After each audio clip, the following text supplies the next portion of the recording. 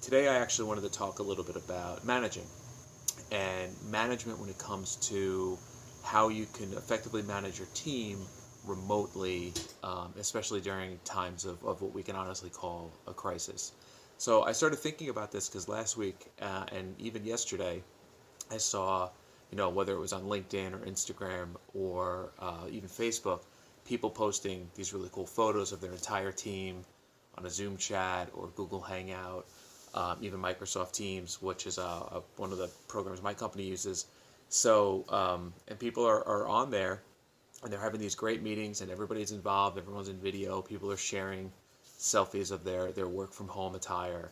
And that's been great. And it's cool to see how quickly everyone came together to do that. And if you're in the workforce right now, especially in the private sector, telecommuting and working from home is not that big of a challenge. So I was thinking about a couple of ways or tips that I've even seen some people already start doing, but I wanted to lay out in this video to see if it was helpful at all. Obviously, if you're a manager, send me a message back and let me know what you're doing or what's been working for you. So, first and foremost, I'll say that these tips are more for what I would call mid-level managers. So managers that have any size team, whether it's one direct report or several, but really under them is a layer of mostly individual contributors. I think the tactics and tips I'm going to lay out apply for the level above, that's senior management, where they may have multiple teams under them, so themselves, multiple managers, and then individual contributors. But really, I think the group I'm talking to right now are the younger managers, not young in age, but just young in experience, who have direct reports and they're wondering how to manage their team and get a lot of work done remotely. So, first and foremost, the biggest thing I could say is setting and making sure you have clear priorities on a daily and weekly basis with your teams. And even if that means setting them each week or a couple of days throughout the week.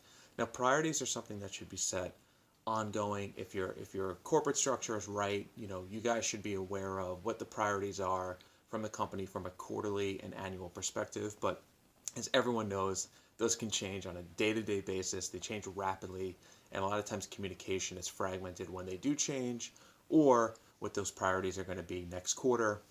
Just thinking right now, it's near the end of March. Priorities are probably set for second quarter. They should already be being thought about for the third quarter, and you probably have no idea what they are, and your team definitely doesn't know what they are. So you want to make sure you're setting priorities for your team so they're crystal clear on what they're supposed to be doing to ultimately get to the goals of the company. So more than ever, you want crystal clear priorities for your teams that are remote. Number two, now this sounds funny because a lot of companies don't want to admit this is an issue. You really want to make sure that there is no confusion in each of your direct reports' actual role and responsibility. So what does that mean? If you could be honest with yourself, if I could be honest from my management experience in companies that I've worked with or worked for, and I've seen this at other companies over and over and over again, no matter what industry they're in, on a day-to-day basis, people seem to forget or get confused about what they're actually responsible for and the work they like doing. So a lot of times when work gets done, especially in high pressure, high tense situations, people just all chip in, they rally, and sometimes that's really good. Work just gets done, people figure it out, everyone gets scrappy, and the work is completed. But a lot of times what also happens is people forget what they're actually responsible for, and things get dropped. They try and ask somebody else for help. Things get passed over. That's not my job. Well, what is your job? What do you actually do all day? All of these little things fester. And you know what? Those things can actually live and have a place in a normal working environment. But if you have a team that's remote, you have no room for that, because if they don't know what they're supposed to be doing and what they're actually responsible for or accountable for, then you can't rely on the fact that they're going to actually deliver on a day-to-day basis. So you want to make sure that if anyone on your team has any issues, staying within their role, operating within the job description and the R&R that you've set for them at an annual basis, and the things you probably review at a proper cadence in terms of reviews, performance reviews, you want to make sure you clear that up immediately. Just nip that, and it doesn't mean everybody. You may have one person, maybe two. You may have a little pod of people that kind of just get things done the way that they do, but remotely that's not going to work anymore. So making sure you have clear R&R for all of your direct reports. And I think that's the kind of thing that when you get back in the office will pay off when everyone's back working and humming along back in the office under the same roof. So number 3 is you really want to think about your meeting schedules and your meeting cadence. Without knowing, I can just assume you probably have, a weekly status with the team. Maybe it's an hour, maybe it's longer. And those meetings could be priority setting, they could be goals, they could be show and tell, they could be all different things. But that meeting may not work anymore when everyone's remote.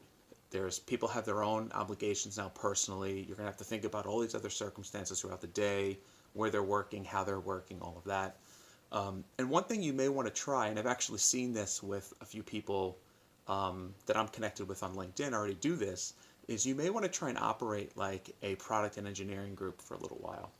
So in product and engineering, in a software development lifecycle, they will actually work on a method that's called Agile. And what they do is they do daily stand-ups. And daily stand-ups is not new, and it's not only for the product side, but they found a way to make it really effective, really efficient, and make sure that the tone of the day is set from the get-go. So what you may want to do is you may want to forego your longer form weekly status meeting for now and start with a daily stand-up first thing in the morning. Now, if your team is across multiple time zones, find a time that's early enough for everybody on the East Coast, or potentially if you have a team in Europe, find that sweet spot. But the West Coast can also join. And to be honest, again, if you have a team in the Midwest or the West Coast, they're probably used to operating somewhat on Eastern Standard Time. So I'm sure you'll be able to make this work. And your job as a manager in that meeting is to make sure everybody understands what they're going to accomplish in that day. What does their next 24 hours look like? What they need to be successful, so they have a chance to talk to their peers about things they need or things that they're working on or things that they're going to deliver to make somebody else be able to hit their goal. And even more important than that, what they're currently stuck on. What are their blockers? Because your job as a manager, and this is at any level of management, is to remove the blockers. Either make decisions in real time or let them know that you're going to come back with an answer as your top priority of the day to remove that blocker for them. The blockers are important because as a manager, what you hear in that stand-up is probably going to set your individual priorities for the day. If you hear that a few people on your team are stuck in a certain area, that tells you, hey, I have to go get this answer for them or they're not going to get any work done today. Or you can reset their priorities because you know that answers are going to take longer to get. So you get them on another project that you know they could be working on, and then you come back to them with that answer, and then the next day you can realign and reset that priority. The other important thing in the stand-up is to let them know what you're actually working on. Don't be afraid to set the tone and let them know what you're going to do or deliver in 24 hours.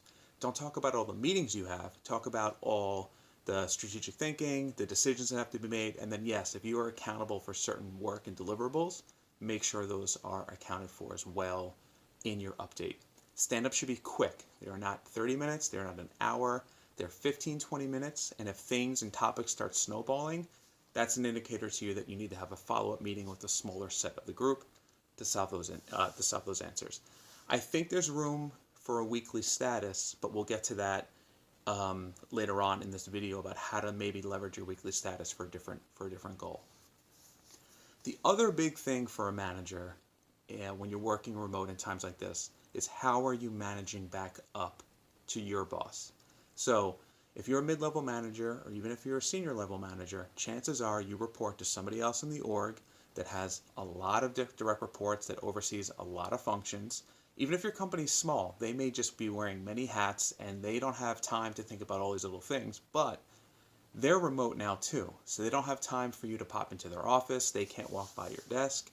You guys can't grab a quick coffee and just make sure things are okay. So how are you managing up? One idea is to use the opposite of your daily stand-up for your team with your manager. See if your manager has time at the end of the day for a 10 to 15 minute check-in on how the day went, where you feel you're stuck as a manager, and any information that you need to bring to tomorrow morning's stand-up for the team that you can update. There are a lot of corporate updates right now. Internal communication is key. So they may give you information that says, hey, tomorrow morning when you talk to your team, let them know XYZ. It has to do with offices, it has to do with closings, it has to do with business, it has to do with offsites, whatever it is. Make sure that you're getting that information at the end of the day or timely enough where you can bring it to your team when they need it. You don't want people sharing very important information that could come from you through any instant messaging, whether it's Slack or text or whatever method you're using, Teams, anything you're using, because when you're working remotely this way, information will spread fast, especially as other groups are getting information from their manager. So managing up is key. Figure out the way that you and your manager need to talk. Set a cadence for that, and make sure that you guys are very clear on your priorities, what your team is working on, where they're stuck, where you're stuck. You want to make sure things are just moving along, and you'll find as that trust continues to grow between you and your manager, they may recommend every other day a check-in or a status in an email or some type of drive or something like that. So that's managing up. That's very important. Managing up is a topic that I talk a lot about. A lot of people ask me, what does that even mean? I believe in it a lot. I believe that I've gotten further along in my career because of an ability to manage up. So I will come back to that topic a lot. But I do think it's important right now in working with big teams remotely as the status quo. So the last thing I'll say, the tip for a manager is wellness. Be mindful and empathetic to the wellness of your team. This is not the time to just grind. The truth is, the work that you're doing is probably going to fit in to the long days we have at home. So you have to take a step back sometimes and make sure that you're checking in with your team as individuals of how they're doing, how their families are doing, how their loved ones are doing, their spouses, their partners, whatever it is, their friends, do they have roommates, do they have pets? It doesn't matter. Check in on how they're doing, because that's important. This is not all about, well, we're home now, so we're just going to work from home. This is, well, we're home now, we're all a little bit scared. Do you have everything you need, and do you just want to talk a little bit and just see how you're doing? So plan some breaks throughout the day. Make sure your team knows that they can still take lunch, they can do video conference coffee breaks, they should be exercising, they should be getting in the sun. There's a time and place for work, there's a time and place for breaks, and right now when you have more flexibility in time because there's no commuting and there's no like office hours, encourage that. Encourage them to plan the breaks that they need, and then if you're already setting up a schedule of your daily stand-ups and your check-ins, then the breaks will kind of just fall in this free time anyway. Like I said, do the check-in, whether it's 15 minutes for each person, at least once a week, maybe twice a week, see how they're doing. Let them know that they can reach out to you at any time, and you guys can hop on a video conference. That's what you're there for as a manager. And then also use this as a time to talk to them about pursuing their personal goals and passions. What are they passionate about that now that they're home and they have all of this found time that they could start working on, and how can you help them? Let's be honest, depending on where you work and what job you have, your individual contributors are not going to be with you forever. They have their own goals, they have their own passion projects, and they may pursue that on the side, or they may just move on one day. And you should spend some time during this awkward time where we have some bonus time. Look, I have 15 minutes in the morning now to talk to all of you, because I don't have to get on a train or rush out, in the morning at all.